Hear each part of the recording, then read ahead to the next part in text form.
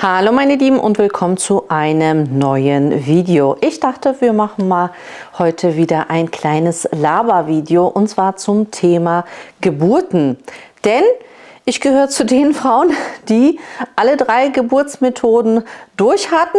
Deswegen dachte ich, ich erzähle euch mal so ein bisschen was von den unterschiedlichen Geburtsmethoden, die ich erlebt habe, meine Erfahrungen, wie das Ganze war und meine Empfehlungen. Ja, ich meine, meine letzte Geburt ist ja schon etwas länger her. Die ist mittlerweile 16 Jahre her. Kann sein, das hat sich viel verändert, werden wir ja sehen. Einmal Update.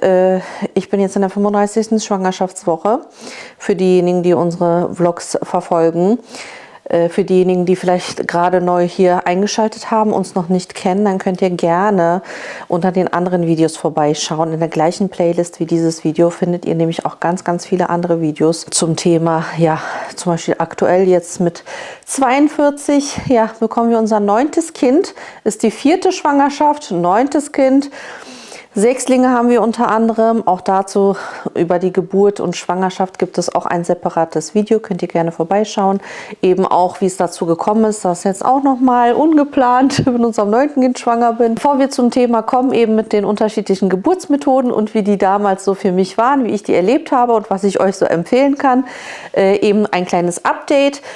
35. Schwangerschaftswoche bin ich jetzt und ich war ja in der Charité regelmäßig zur Feindiagnostik und das war jetzt auch nochmal der letzte Termin, wo jetzt entschieden wurde, ob ich denn jetzt auch das 9. Kind normal entbinden darf oder nicht, denn ich hatte ja 2 Kaiserschnitte, also ich hatte halt alle 3 Geburtsmethoden, die es gibt. Unser erstes Kind war eine natürliche Geburt, auch ohne PDA gegen die Schmerzen oder sonst irgendwas, also komplett natürlich. Dann war die zweite Geburt eben die mit den Sechslingen. Dort hatte ich einen Kaiserschnitt mit einer Vollnarkose. Das war halt klar, dass es so sein wird. Und dann wurde ich auch nach den Sechslingen ungeplant sehr schnell wieder schwanger. Auch zu dem Thema gibt es ein einzelnes Video, falls euch das Thema interessiert, wie es dazu gekommen ist. Auf jeden Fall war dann auch er, dadurch, dass da wirklich bis zur Geburt, also die Sechslinge und der Jüngste haben halt nur 13 Monate Altersunterschied. Das heißt, die Geburt der Sechslinge war halt noch sehr nah, sehr frisch und auch da bestand damals das Risiko, dass die Narbe während der natürlichen Geburt eventuell aufgeht, aufreißt und ich dann innere Blutung bekommen hätte können. Deswegen sind wir damals auf Nummer sicher gegangen und haben auch da einen Kaiserschnitt gemacht. Dieser war dann natürlich aber geplant mit einer PDA. Das heißt, ich war bei mir und das sind eigentlich so die Geburtsmethoden, die es gibt. Ne? Entweder bekommt ihr Kind auf natürliche Weise oder es ist irgendeine Notsituation, wo es keine Zeit gibt, eine PDA zu legen. Dann bekommt man das Kind mit einer Vollnarkose, wie eben bei uns im Fall mit den Sechslingen. Oder eben ein geplanter Kaiserschnitt mit einer PDA, also mit einer Betäubung im Rückenmark, sodass man sozusagen ja ab Oberbauch ist man ja dann so sozusagen komplett betäubt und spürt nichts, ist aber bei sich. Ne? Das sind eben so diese Geburtsmethoden, die es so gibt und die 3 hatte ich. Und jetzt steht eben die 4. Geburt an mit unserem 9. Kind. Und hier hat jetzt der Arzt entschieden, er hat jetzt eben letzte Woche nochmal geschaut und meinte, die Gebärmutterwand ist doch sehr, sehr dünn. Und deswegen empfiehlt er halt den Kaiserschnitt. Ich habe mich mit vielen Müttern ausgetauscht über Instagram oder hier auch auf YouTube, wo mir viele geschrieben haben, weil generell sagen halt die Ärzte, wenn man 2-mal Kaiserschnitt hatte, ist es klar, dass auch der 3. ein Kaiserschnitt sein muss. Aber viele andere Frauen haben mir geschrieben, dass sie trotz dessen, dass sie 2-mal einen Kaiserschnitt hatten, das 3. Geburt sozusagen oder 4. oder welche auch immer, sie dann trotzdem auf natürlichen Weg erleben konnten und es super funktioniert hat. Und deswegen hatte ich halt abgewartet, wie es dann eben zum Ende aussieht mit dieser Gebärmutterwand. Und ich vertraue auch meinem Arzt. Ja, ich bin in Berlin in der Charité. Unser Professor Henrich hat ja unsere Sechslinge zur Welt gebracht, das Kind danach und wird auch unsere Tochter, unser 9. Kind zur Welt bringen und er gehört eigentlich zu den besten Ärzten hier in Berlin und da habe ich ein gutes Vertrauen zu ihm und vertraue da auf seine Meinung. Und wenn man sich die Risiken halt einfach mal anschaut, was halt alles unter der Geburt passieren kann an Risiken, dadurch, dass jetzt zweimal schon ein Kaiserschnitt gemacht wurde, besteht halt trotzdem das Risiko, dass das reißt, dass das Kind dann unterversorgt wird, dass das Kind in eine lebensgefährliche Situation kommt während der natürlichen Geburt oder eben auch ich als Mutter. Und das Risiko will ich halt einfach nicht eingehen. Deswegen gehen wir auf Nummer sicher. Aber wenn ihr mich fragt, Roxana, du als erfahrene, als bald 9-fach Mama, die jetzt dann ihre 4. Geburt haben wird, was kannst du uns empfehlen? Deswegen erzähle ich euch einmal, wie ich eben so die 3 unterschiedlichen Geburtsmethoden erlebt und empfunden habe. Unsere erste Geburt mit unserer ersten Tochter war dafür, dass es eine erste Geburt war, muss ich sagen, relativ schön. Also was heißt relativ schön? Also es war gut, die ging sehr, sehr schnell. Man kennt ja so Horrorgeschichten, wo Frauen, keine Ahnung, 2 Tage lang, 3 Tage lang in Wehen liegen, bis irgendwie sich Muttermund öffnet und so weiter. Das war jetzt in dem Fall nicht so. Unsere erste Tochter war 2 Tage nach dem errechneten Geburtstermin ist sie auf die Welt gekommen. Ich habe dann halt schon nachts Wehen gehabt. Das habe ich halt gemerkt und geguckt, okay, da tut sich was. Dann bin ich so, wie man so kennt, einmal in die Badewanne, habe mich da hingelegt und geguckt, wird es jetzt besser oder wird es jetzt mehr? Mir Zeit gelassen und so weiter und dann gemerkt es wird immer mehr, immer mehr. Ich glaube, das war dann so, ich war dann vielleicht ab 4 oder 5 Uhr morgens halt wach mit dem allen und dann haben wir gesagt, okay, 8 Uhr morgens, lass uns in die Klinik einmal fahren. Dann sind wir in die Klinik gefahren und dann hieß es so, ist ja gerade mal 2 Zentimeter, Sie können auch nach Hause frühstücken, was auch immer, kommen Sie später wieder. Ja, und das haben wir dann auch gemacht, sind frühstücken gegangen und dann sind wir kurze Zeit später, ich glaube, wir sind so gegen 12 Uhr wiedergekommen, da waren auch schon meine Schmerzen viel, viel stärker. Dann durfte ich auch schon da bleiben. Ich glaube, dann war halt immer noch nicht viel offen, mein Muttermund, vielleicht 3 Zentimeter oder so, aber ich durfte dann halt schon eben da bleiben. Und dann, ging es relativ schnell, denn sie war schon kurz nach 15 Uhr war sie schon geboren. Also es war sehr, sehr schnell, aber es war das, was ich sagen kann als damalige Erstgebärende, ich war übrigens damals 20 Jahre alt, als unsere erste Tochter zur Welt kam.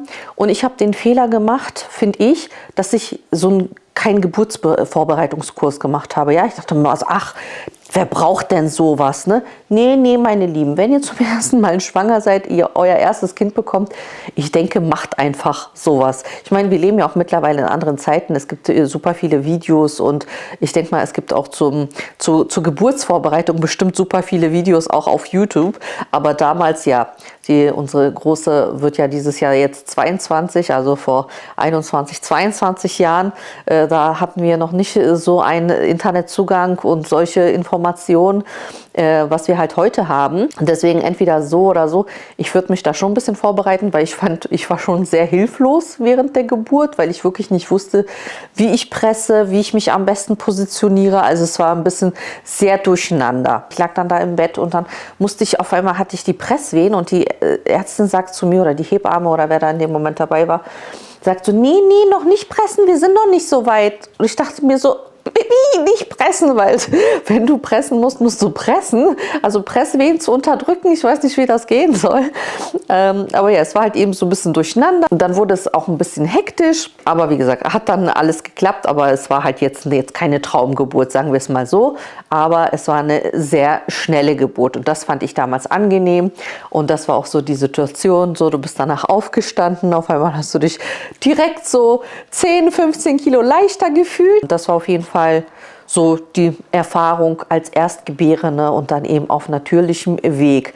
Dann eben ungeplant damals mit den Sechslingen schwanger geworden, auch wieso, weshalb. Ne? Ich hatte ja eine Hormonstörung, PCOS, und auch unsere erste Tochter war ja mit Hilfe einer Hormonbehandlung entstanden, sowie dann die Sechslinge. Und dann nach den Sechslingen wurde ich auf natürlichem Weg ungeplant schwanger mit der Pille. Waren das die ersten beiden Schwangerschaften, die halt so geplant waren und mit Hilfe eben hormoneller Unterstützung, weil ich eben nicht schwanger werden konnte, PCOS hatte. was ich ja dann auch in den letzten Jahren alles wegbekommen habe und ja, dadurch dieser Zustand auch entstanden ist. Aber wie gesagt, dazu gibt es auch Videos hier unter der Playliste Deep Talk, also könnt ihr da gerne vorbeischauen. Bei den Sechslingen war das dann klar, ne? Also ich war ja schon relativ früh im Krankenhaus und da wurde ich schon relativ früh aufgeklärt, dass es klar sein wird, dass es eine Notsituation sein wird. Natürlich wollten wir ja, dass die Babys so lange wie möglich im Bauch bleiben und wachsen können. Das war ja wichtig bei so einer extremen Mehrlingsgeburt. Und ja, es war halt einfach ein hohes Risiko. Die Ärzte hatten auch nicht Erfahrungen, ja, hier in Berlin mit mehr als mit Vierlingen, sind ja hier in Berlin ja nicht zur Welt gekommen. Ja, lebende Sechslinge sind ja unsere Kinder deutschlandweit die einzigen. Deshalb ja konnten auch die Ärzte nicht wirklich so aus Erfahrungen sprechen. Aber ja, klar war halt, dass die Kinder zu früh auf die Welt kommen werden und klar war auch, dass es eben dann eine Situation sein wird, die ja schnelle Handlung erfordert. Deswegen war ganz, ganz klar, dass es einfach dann ein Kaiserschnitt sein wird mit einer Vollnarkose. Da war es halt eben so, ich lag ja schon eben Wochen vorher schon im Krankenhaus und dann ja, ging es halt eben plötzlich los.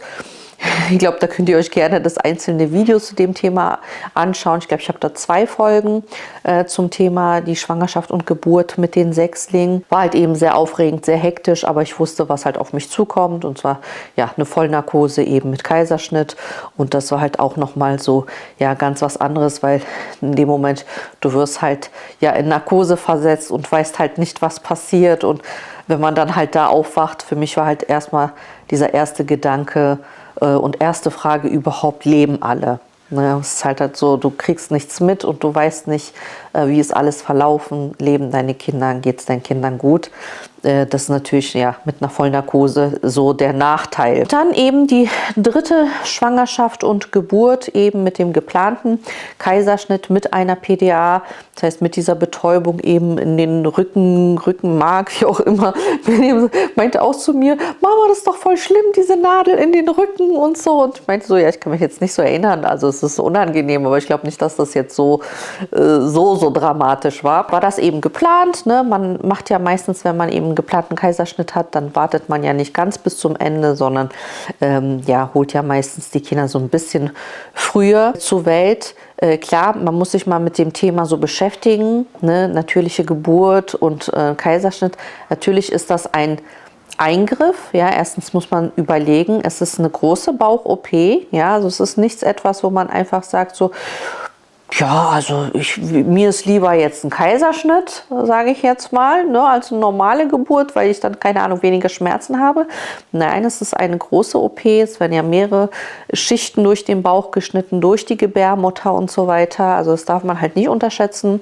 Es ist einfach ein operativer Eingriff. Mit der PDA war das natürlich ein außergewöhnliches Gefühl, weil man ist halt betäubt, ne, also vom Oberkörper und bis Unterkörper ist alles taub, man spürt halt nichts, aber witzig fand ich halt auch in dem Moment, weil man wusste das auch nicht, dass man ja trotzdem diese Bewegungen, so das Rütteln, dass die da am Bauch arbeiten, dass die da was machen, so das Kind holen, das spürt man ja, nur man spürt halt keinen Schmerz und das war so halt, ja, total weird, also so, das ist einfach so dieses Gefühl, dass man ja alles spürt, aber keine Schmerzen hat. Das ist halt so das Interessante mit der PDA. Und ja, nach dem 2. Kaiserschnitt eben, wo dann nur ein Kind rausgekommen ist, war ich dann total verwundert, weil ich muss euch sagen, nach dem Kaiserschnitt, nach den Sechslingen, das war ja dann eben der erste Kaiserschnitt, den ich nach der normalen Geburt hatte, da habe ich nur innerlich die ganze Zeit gesagt, wie können sich Frauen einen Kaiserschnitt wünschen? Ne? Weil klar, man hat ja Mütter, Frauen, andere so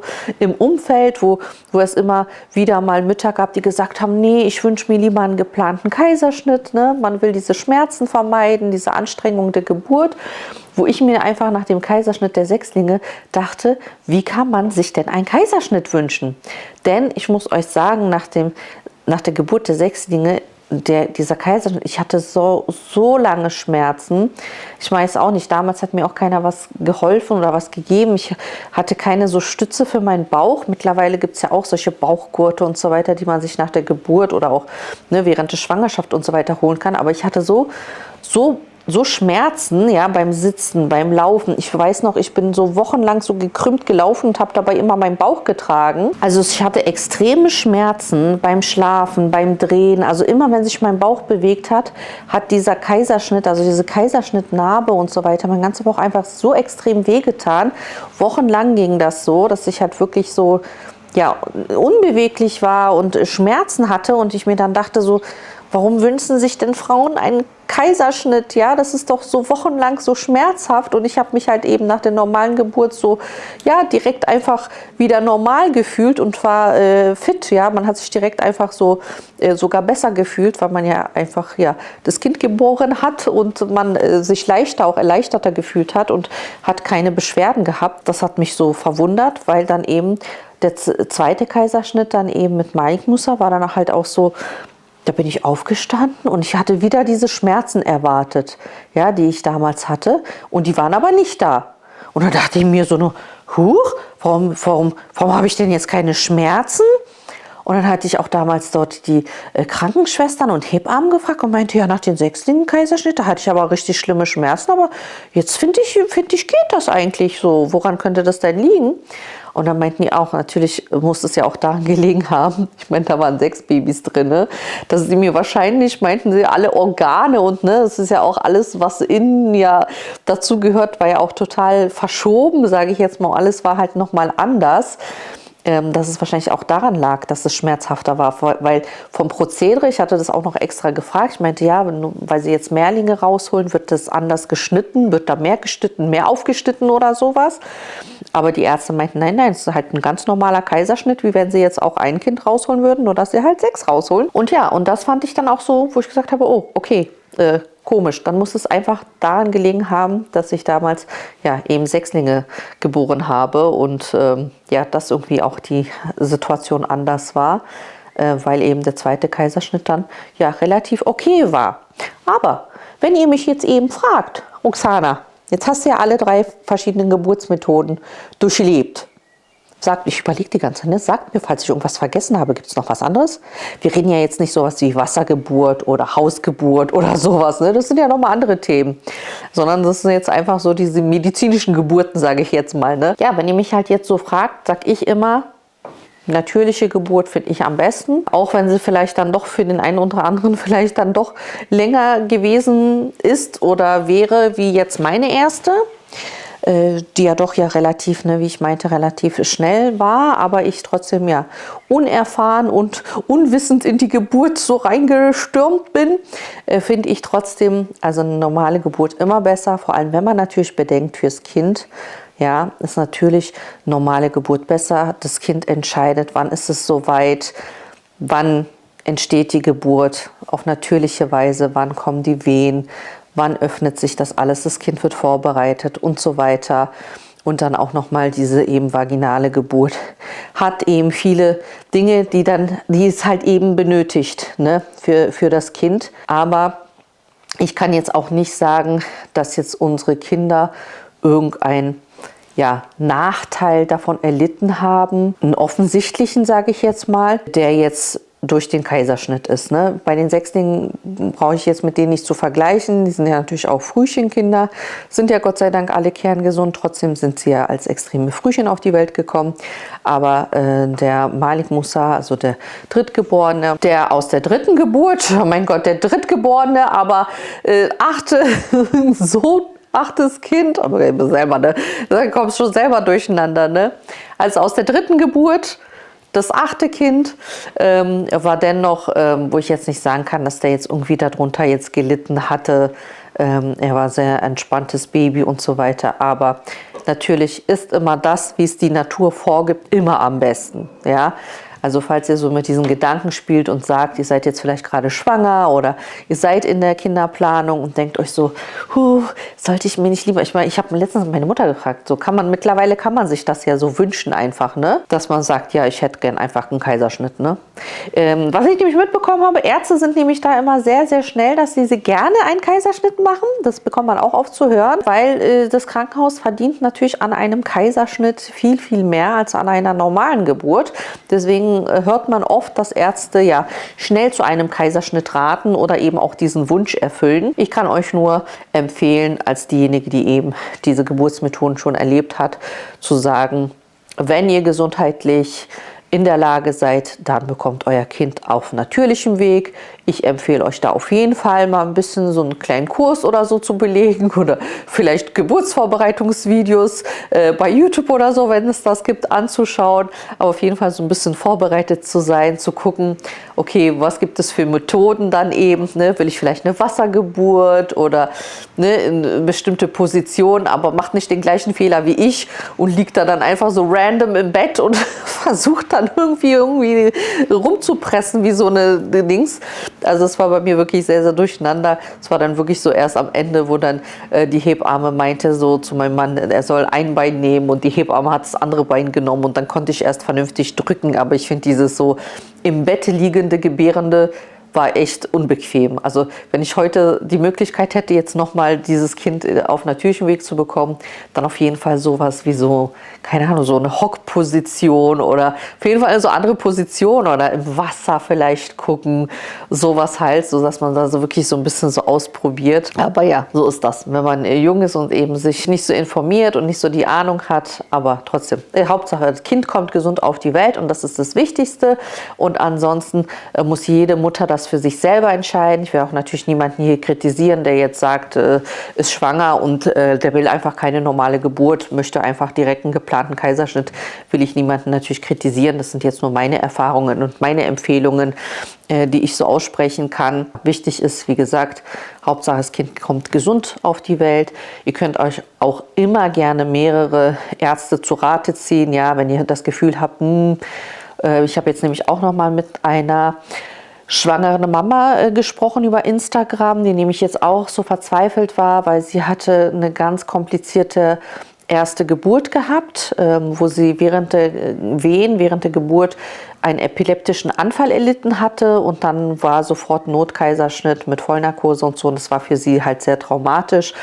Und sie halt auch ein bisschen so meine Meinung hören wollte, weil jetzt auch nochmal jetzt die zweite Schwangerschaft jetzt geklärt werden sollte, ob sie normal entbinden kann oder mit Kaiserschnitt. Und da waren die Ärzte halt auch so, theoretisch kann sie normal entbinden, das Risiko ist halt da, nicht so hoch und sie soll es selber entscheiden.